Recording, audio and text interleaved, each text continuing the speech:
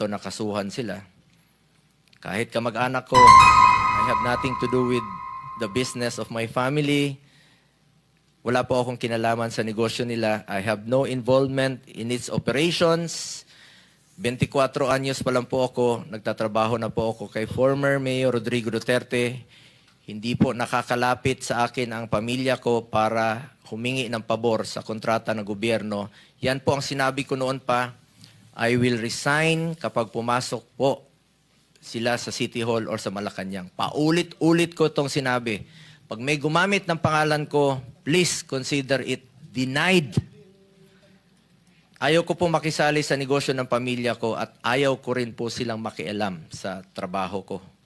Sa totoo lamang po, mas nakakalapit pa sila sa ilang politiko, pero hindi po. Sa pangalan ko po ang puhunan ko sa mundong ito at hindi ko po yan sasayangin. Hindi ko sasayangin ang tiwala ng Pilipino. Meron pong deficiencies at meron silang pagkukulang. Ako mismo po ang magre-rekomenda sa committee ito na kasuhan sila. Kahit kamag-anak ko, kahit involved sa kahit na anuman pong pagkakamali, kasuhan niyo po sila.